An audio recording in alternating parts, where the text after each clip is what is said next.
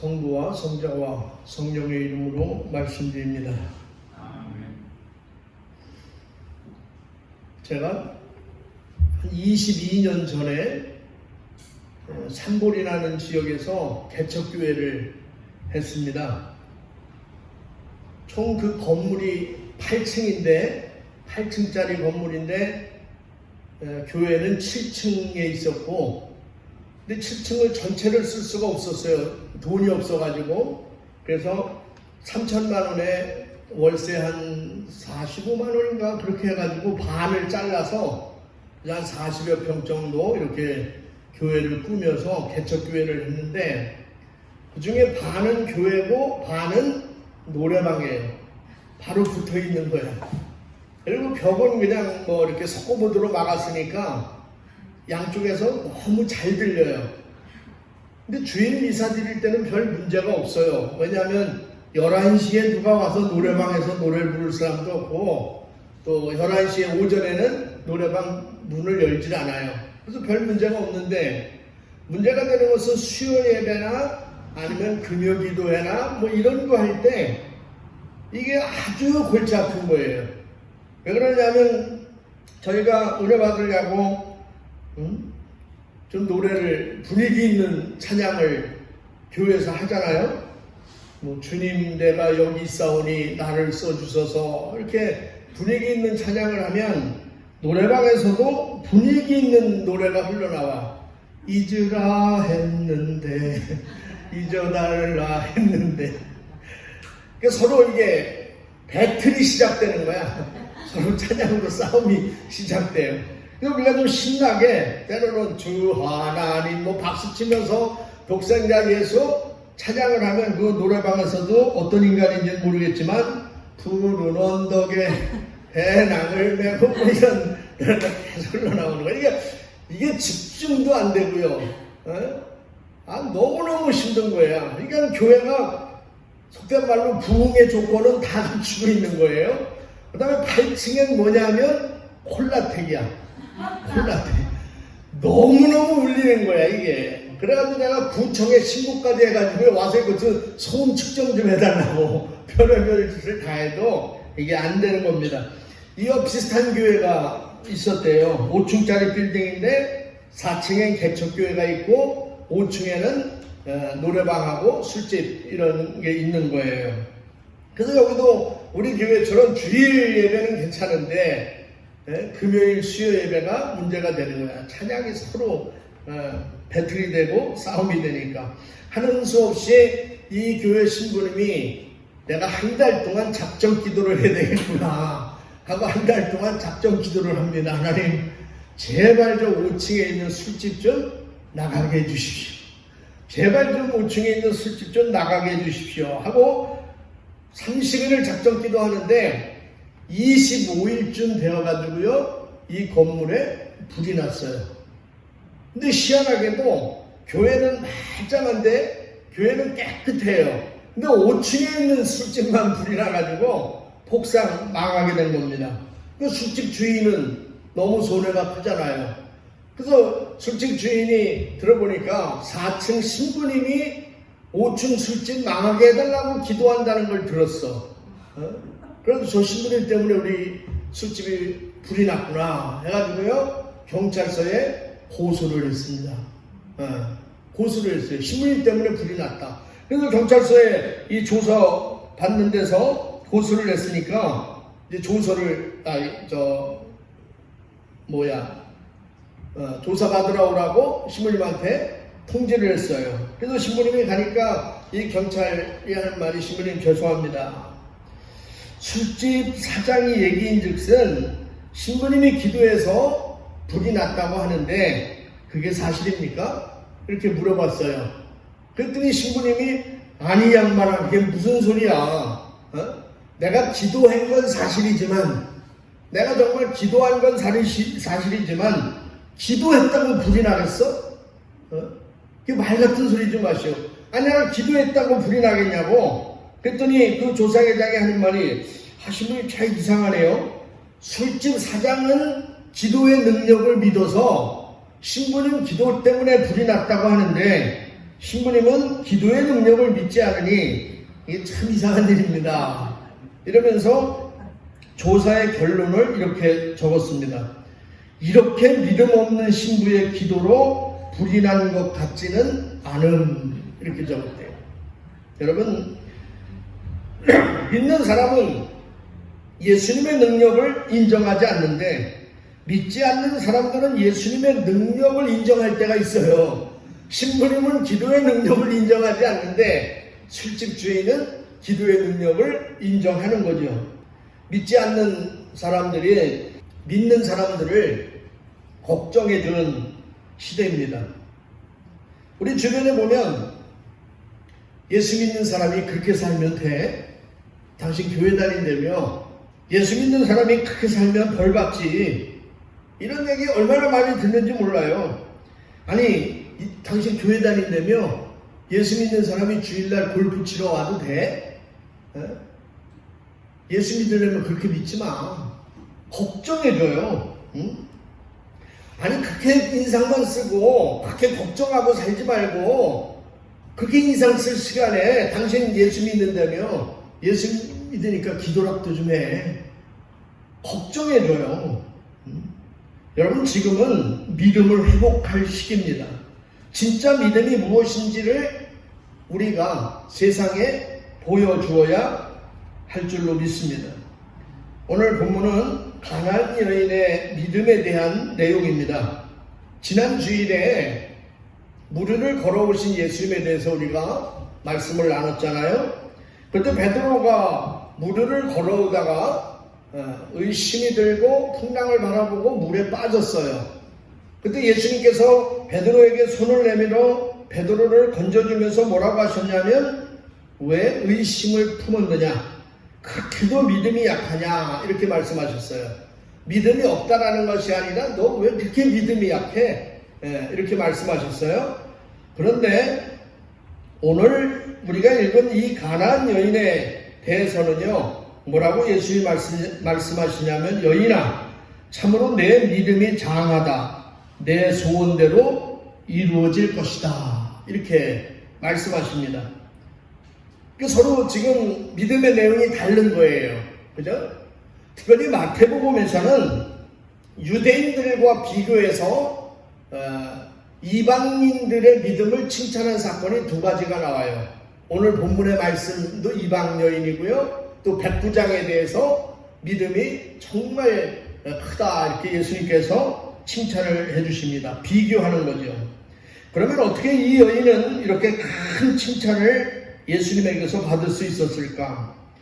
예수님께서 세상에 계시는 동안 유대 영역을 떠나신 적이 딱 한 번이 있는데, 그것이 바로 오늘 본문에 나오는 띠로와 시돈 지방에 가셨던 일입니다. 특별히 띠로와 시돈 지방은 어떤 지역이냐면 아합 왕 때 바알신을 데리고 들어온 이사벨의 고향이기도 해요. 그러니까 이방 땅입니다. 그래서 오늘 본문은 이렇게 시작합니다. 21절 말씀 한번 같이 볼게요. 예수께서 거기를 떠나 띠로와 시돈 지방으로 가셨다 그랬어요. 예수께서 거기를 떠나, 거기가 어디예요? 거기가 어디입니까? 그 앞에 보면 예수님께서 바리새인과 서기관들과 조상의 유전에 대해서 논쟁을 벌였던 가버나움을 이야기합니다. 여러분, 지금 예수님께서 유대 땅을 떠나서 가버나움을 떠나서 이방 지역인 띠로와 시돈 지방으로 왜 가셨을까? 왜 이방 지역으로 가셨을까요? 그것은 당연히 하나님의 말씀을 믿고 받아들여야 할 유대인들이 하나님을 믿지 않고 핍박하기 때문에 띠로와 시돈 지방으로 가신 겁니다. 그리고 그곳에서 한 여인을 만나는데, 이 여인이 누구냐? 성경은 가나안 여인이다, 이렇게 소개합니다. 이 가나안 여인이라는 것은 마르코복음 7장 26절에 보시면 시로페니키아 출생의 이방인, 이렇게 기록되어 있습니다. 즉 지금의 레바논 여자라는 거예요.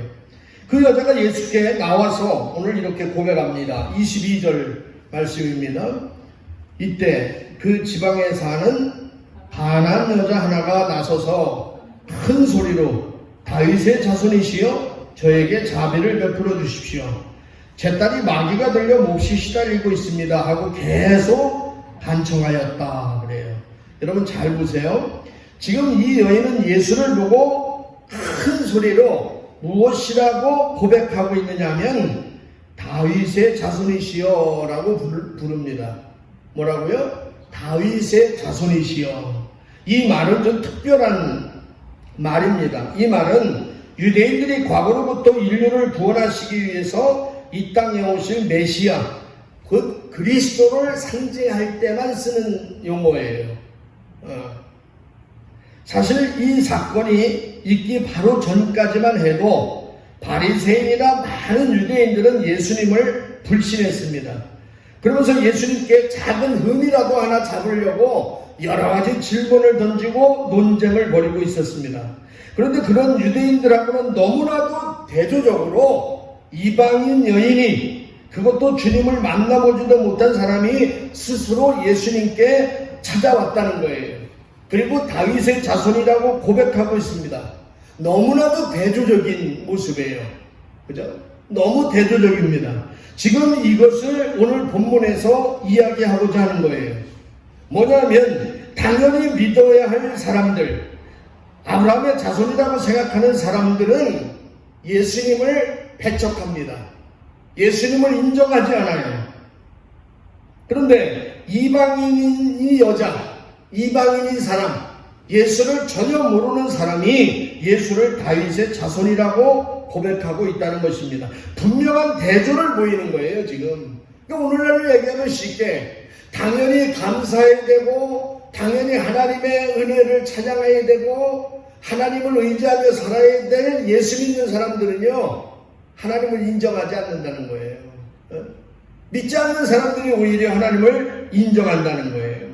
그런데 오늘 본문에서 중요한 부분이 하나 있는데, 지금 이 여인은 믿음의 고백을 했어요. 주님, 저에게 자비를 베풀어 주세요. 제 딸이 마귀가 들려서 고생하고 있으니 주님, 저에게 자비를 베풀어 주시고 제 딸을 고쳐주십시오. 이렇게 계속 간청하고 있었어요. 그런데 예수님의 반응이 좀 이상합니다. 다른 본문하고는 약간 달라요. 저 같으면 마음이 약해서, 아니 네가 나를 어떻게 알았니? 유대인들도 몰랐는데, 유대인들도 나를 인정하지 않는데 너는 어떻게 그렇게 큰 믿음을 소유할 수 있었니? 하고 아마 칭찬했을 겁니다. 그렇죠? 칭찬했을 거예요. 그런데 예수님은요, 침묵하신다는 거예요. 이 여인에게 침묵해요. 23절 상반절 말씀을 보시면 뭐라고 나와요? 그러나 예수께서는 아무 대답도 하지 않으셨다 이래요. 아무 대답도 하지 않으셨다. 여러분, 우리는 때로 주님의 침묵을 경험할 때가 있습니다. 그렇게 내가 밤낮으로 하나님 앞에 기도했는데 응답이 없어요. 그렇게 내가 우리 자녀를 위해서 작정 기도도 하고 별의별 기도를 다 했는데, 그렇게 열심히 믿었는데 응답이 없어요. 그럴 때 많잖아요. 그죠? 하나님이 침묵하실 때가 있어요. 저는요, 30년 기도하다가 포기한 게 있어요. 그게 뭐냐면, 제가 어렸을 때 아는 사람이 2주일만 쓴다고 돈을 좀 빌려달라는 거야. 근데 제가 돈이 어디 있어요? 그때 신학교 다닐 때인데 돈이 없잖아요. 근데 제 특징이 뭐냐면, 제 문제는 해결하지 못하는데요, 남 문제를 제가 주책 없이 해결을 많이 해.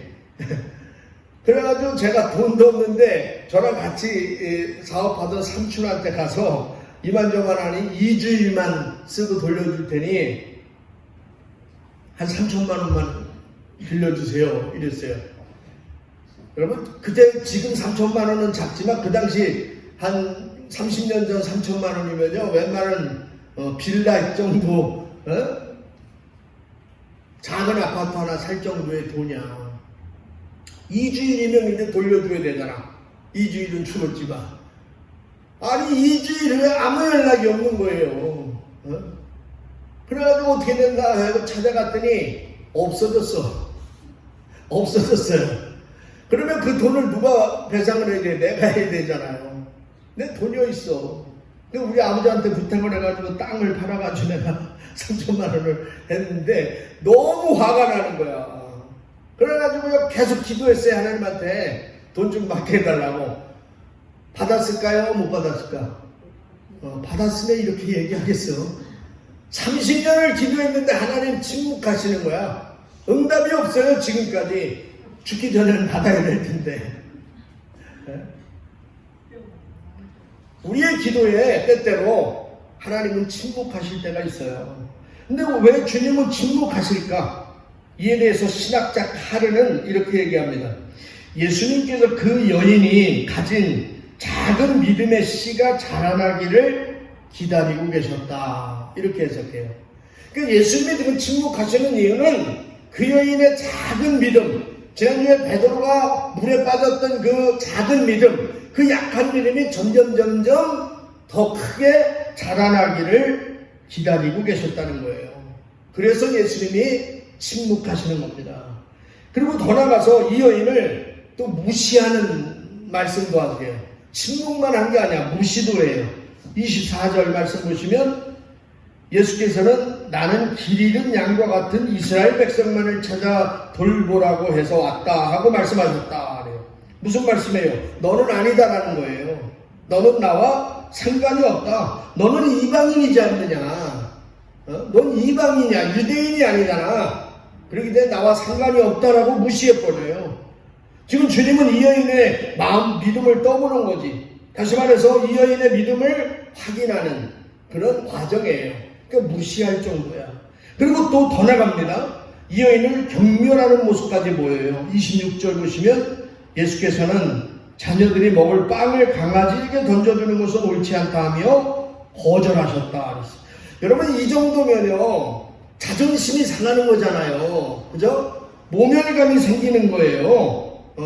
아니 보통 사람 같으면 이 정도면 어떡하겠어? 여러분 같으면 어떡하시겠어요? 여러분 같으면 어떡하시겠냐고. 내가 주님한테 나가서 이렇게 무릎 꿇고 간절히 청하고 애원하는데 예수님이요 그냥 강아지 취급이나 해요. 여러분 이럴 때 어떻게 하겠습니까? 기도해도 응답이 없어요. 뭐 금식하냐 철야를 해도 별 방법이 없어요. 하나님이 날 무시하는 것 같아. 내가 아무리 기도해도 하나님 안 계신 것 같고요. 하나님의 음성이 들리지 않아요. 나를 기억도 못하는 것 같아요. 나를 잊어버린 것 같아요. 응? 기도하면 할수록 상황이 변해야 되는데 더 꼬여요. 더 꼬입니다. 일이 더 안 돼요. 이럴 때 대부분의 사람들은요 낙심합니다. 그죠? 낙심해요. 그것도 그냥 낙심해서 그냥 돌아가 버려요. 믿음을 포기해요. 이런 사람들이 얼마나 많아요. 그것도 그냥 돌아서지 않고 악담을 하고 원망하며 돌아서잖아요. 그죠? 대부분의 사람이 그래요. 아, 내가 더러워서 이 교회 안 나온다. 성공했는지 상공했는지 하여튼 이상한 놈들 같은 안 나온다. 별의별 얘기를 다 하고 돌아간다니까. 아니 소문하고 다르네. 이 교회 나오면 뭐 저 사랑이 넘치고 서로 뭐 감싸주고 한다는데 소문하고 달라. 하나님 있으면 내 손에 장을 지진다. 별의별 악담을 하고요. 별의별 원망을 당하고 불평하며 돌아서는 사람도 생겨요. 이 정도면은. 우리 주변에 보면요. 자존심이 강한 분들이 꽤 많아요. 그죠? 여러분들 중에서도 자존심하면 1, 2위 하는 사람도 있을 거예요. 그런데 자존심 강한 사람들은요. 자존심만 건드리면 무너져요. 그죠? 자존심 강한 사람들은 자존심만 건드리면 무너져. 저도 한 자존심 하는 사람이에요. 난 자존심으로 인생을 사는 사람이야. 정말 제가 자존심 강했어요. 한 39년 전 일입니다. 39년이라고 하니까 여러분 벌써 의심의 눈치를 보잖아. 아니 신문에 39년 전 일을 어떻게 기억하고 있어요. 의심하잖아요. 믿음 없는 눈이 보이잖아. 근데 왜 내가 기억하냐면 내가 이날 예수를 만났기 때문에 기억하는 날이에요. 이날. 제가 청소년 때 정말 방황을 많이 했는데 저희 어머님이 저를 사람 만들겠다고 저희 어머님 아버님이 한 번에 다 성공의 교회를 나갔잖아요.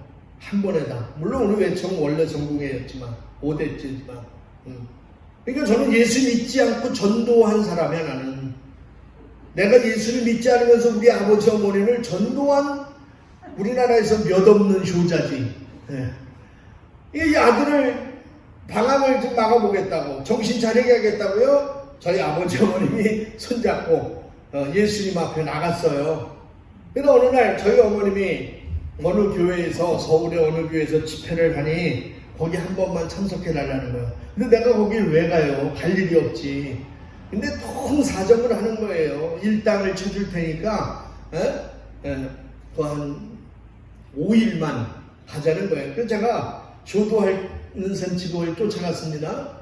근데 3일이 지났어. 근데 난 도저히 못 있겠는 거예요. 거기에 꼭 미친 사람들이 모여가지고 뭐 그냥 기도하는 것 같고 별의별 하여튼 나는 도저히 못 있겠는 거야. 근데 저희 어머님의 심정은 간절하잖아요. 얘가 어떻게 예수를 만나고 은혜 받아서 얘 삶이 좀 변했으면 좋겠는 거야. 그래가지고 그 다니는 그 목사님이 누구한테 감사금도 더 내고 해가지고요. 제가 이 점심시간에 안수기도 받을 그 타임이 된 거예요. 그래서 그 목사 사택으로 기도를 받으러 갔는데 그 목사님이 저를 위해서 기도하더니 아주 영빨이 대단한 목사인가 보죠. 사람들이 어찌 많은지 기도를 탁 하더니 저한테 한 말이 뭐냐면 얘는 회개할 기미가 안 보인대. 마음이 너무 시커머가지고 회개할 기미가 안 보인대요. 그 순간에 내가 자존심이 확 상한 거야. 지가 뭔데 날아라. 그런데 내가 열이 받아가지고 자존심이 상했으니까 나 간다고. 나 이제 여기 안 있겠다고. 그랬더니 정말 저희 어머님이요. 제 바지끄레기를 잡아서 하루만 더 있다 가려는 거야. 또 다 얘기를 했었지만 하루 더 있는 그날 밤에 예수님이 저를 찾아와 주셨고 제가 예수를 그 밤에 만났어요. 할렐루야. 근데 그날이 언제냐면 10월 마지막 날이야. 10월의 마지막 날. 그래서 제가 이용이 불렀나 10월의 마지막 날 우하는 거 있잖아. 그건 찬송가가 돼야 된다. 제가 늘 주장하는 거예요. 결과적으로요. 나중에 보니까 이 목사님은 그렇게 신통한 목사가 아닌 거야. 왜? 내가 회개했잖아 그날 밤에. 조금만 더 있었으면 은혜 받을 것 같다. 뭐 이 정도로 얘기했어야 되는데 내 자존심을 긁어버린 거죠. 근데 저는 그냥 나왔어. 여러분 자존심 하나만 건드리면 뒤집어지는 사람이 있어요. 그죠? 신앙생활을 다 잘하다가도요. 신부님의 한마디에 자존심이 상하면 그 다음날부터 교회에서 안 보입니다. 그 다음날부터 전화신방하기 시작해요. 이런 분들이. 그것도 새벽부터 교인들한테 전화해가지고요. 자기 그거 알고 있어? 뭐 이렇게 시작하잖아. 아니 어떻게 신부님이 나한테 그렇게 얘기할 수가 있어? 내가 교회를 위해서 그렇게 열심히 봉사하고 그렇게 희생했는데 신부님이 나한테 어떻게 이렇게 자존심 상하게 그런 얘기를 할 수 있어? 아이고 내가 그 개신부 그렇게 안 받는데 말이야. 정말 이상해. 사람이 좀 그래. 여기저기 전화를 다 돌려요. 맞아요? 틀려요? 내가 볼 땐 전과자들 많은데 교회를 풍비박산을 만들어요. 그 전화를 통해서. 그렇잖아요. 여러분 말고 다른 교회 다니는 사람들 얘기하는 거야. 그렇게 긴장하지 마세요. 다른 교회 다니는 사람들. 또 이런 분들은 정말 얼마나 부지런한지 몰라. 정말 건강해요. 왜냐하면 새벽부터 하루에 수십 통 신방하잖아. 수십 통. 온 교인한테 전화를 다 해요. 그러다가 전화 끊으면서 한 1시간 뭐 40분 이렇게 통화하고 끊으면서 뭐라래. 자기 자세한 얘기는 이따가 만나서 얘기해. 그리고 끊잖아. 이런 분들이요. 자존심 상하면 천국도 안 가는 사람들이야. 기분 나쁘면 천국도 안 가요. 이런 사람들은. 그게 자존심 강한 사람들 특징이야. 근데 여러분 하나님 앞에서 자존심을 버려야 돼요. 왜 그러냐면 이 세상에서 가장 고집센 사람이 누구예요? 이 세상에서 가장 고집센 분이 누구예요? 그분이 하나님이에요. 왜냐하면 하나님은 자기의 약속, 저와 여러분의 구원의 약속을 위해서 마지막엔 자기 아들까지도 희생시키면서 당신의 말씀을 이루어 주시는 분이 하나님이야. 그런데 그분하고 자존심 싸움을 해서 이길 사람은 단 한 명도 없는 거죠. 오늘 본문을 보세요. 이 예수님의 이 침묵과 무시에도 이 여인은요, 자존심을 세우지 않잖아요. 자존심을 버리고 이렇게 대답합니다. 27절. 그러자 그 여자는 주님, 그렇긴 합니다마는 강아지도 주인의 상에서 떨어지는 부스러기는 주워 먹지 않습니까? 하고 말하였다. 글쎄요. 여러분, 참 기가 막힌 해석 아니에요? 우리가 그냥 열받아서 획 하고 돌았었을 텐데, 아니, 예수님 강아지도 주인에서 식탁에 떨어지는 부스러기 주워 먹잖아요. 저한테 조금의 은혜라도 주세요. 정말 기가 막힌 해석 아닙니까? 제가 보니까요, 믿음 좋은 사람들은 해석을 잘해요. 똑같은 상황을 보고도 믿음 좋은 사람들은 해석이 달라. 그 대표적인 사건이 뭐예요? 그 대표적인 사건이 뭐예요? 가데스바네에서 12명의 정탐꾼을 가나안 땅으로 보내잖아요. 똑같은 땅을 보고 똑같은 사람을 보고 똑같은 과일을 보고 와서 해석이 다르잖아. 10명은 절대 우리가 들어갈 수 없다. 저기는 거인이 사는 곳이고 우리는 메뚜기처럼 우리는 연약한 존재. 우리 가면 다 죽어. 그런데 2명의 해석은 다르잖아요. 여호수아와 갈렙은 뭐라래? 하나님 주신 땅이야. 믿음으로 들어가면 하나님 우리에게 주실 거야. 해석이 다른 거야 이게 지금. 믿음이 좋은 사람과 믿음이 없는 사람의 해석이 다 달라요. 그래서 10명이 그렇게 해석을 하고 부정적으로 해석을 해서 이스라엘은요 40일 동안 정탐했잖아요. 그 하루를 1년으로 쳐서 하나님이 40년 동안을 광야 생활하게 만든 거잖아요. 그리고 20대 이상 1세대는 다 죽이는 거예요. 광야에서. 그리고 2세대가 가나안 땅에 들어가게 만드시는 겁니다. 그렇습니다. 그래서 사건보다 해석이 더 중요한 거예요. 사건보다 해석이 더 중요해요. 특별히 예수 믿는 사람들은요 믿음의 해석을 잘해야 돼요. 해석을 잘못하면 정말 큰일 나요. 저희 작년인가요? 올해 초인가 이제 교회 처음 시작해서 주차했잖아요. 근데 난 누가 그거 신고했는지 대충은 알겠어. 보니까 이게 이 건축 저기 한 사람이야. 사진을 다 찍어가지고 3cm 그 정도 걸린 것까지, 보드블록에 걸린 것까지요, 다 해가지고 7대인가 몇 대를 구청에다 신고해가지고 스티커가 날라왔잖아요. 그래서 내가 고민하다가 돈도 없는데 교회에서 그거 다 내드렸잖아요, 여러분. 그죠? 맞아요, 틀려요? 그런 걸 좀 잊어먹지 말고 기억하고 있으라고.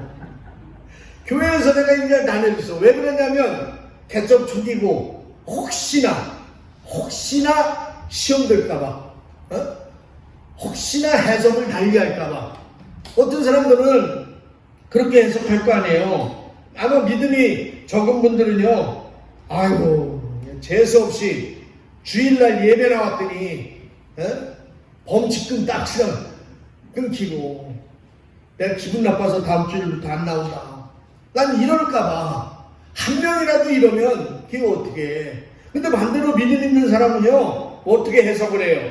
야, 오늘 내가 그나마 놀러가지 않고 예배 나왔으니까 요 정도지. 등산 가거나 골프 치러 가거나 놀러 갔으면 오늘 견인당했다. 이렇게 해석하는 거예요. 오늘 우리가 읽은 제1독서 창세기 45장 5절에 이런 말씀이 있어요. 그러나 이제는 나를 이곳으로 팔아넘겼다고 해서 마음으로 괴로워할 것도 얼굴을 붉힐 것도 없습니다. 하나님께서 우리의 목숨을 살리시려고 나를 형님들보다 앞서 보내신 것입니다. 이렇게 누가 요셉이 이렇게 얘기하는 거예요. 지난 주일날 요셉이 역풍을 만나서 애굽으로 팔려갔잖아요. 그죠? 애굽으로 팔려가요. 왜냐하면 형들의 문제를 아버지에게 안 좋게 얘기하고 그랬다 그랬잖아요. 그래서 형들의 애굽으로 팔았잖아. 그 당시에는 아마 굉장한 원망도 있었고 불평도 있었을 거예요. 근데 제가 뭐라고 말씀했냐면 당시엔 모른다. 왜 나에게 이런 어려움이 오는지, 왜 나에게 이런 역풍이 오는지 우리는 그 당시에 알 수 없다. 이렇게 말씀드렸어요. 그런데 지금은 아는 거예요. 이제 지금 와서 수십 년이 지나서 지금 보니까 하나님이 형제들이 나를 에집트로 팔았지만 이게 형제들이 판 게 아니라 하나님이 우리 민족을 살리기 위해서 나를 먼저 이 에집트로 보내주셨구나. 이 하나님의 섭리였구나. 할렐루야.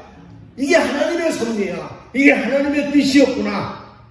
이렇게 해석을 하는 거예요. 지금 형제들 앞에서. 여러분 얼마나 기가 막힌 해석이야.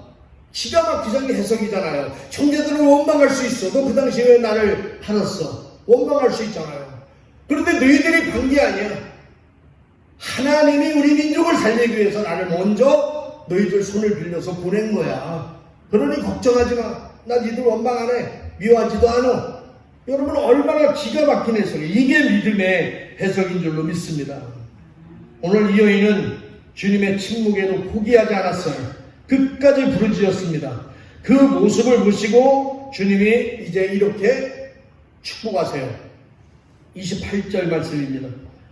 그제야 예수께서는 여인아 참으로 내 믿음이 장하다. 내 소원대로 이루어질 것이다 하고 말씀하셨다. 바로 그 순간에 그 여자의 딸이 나았다.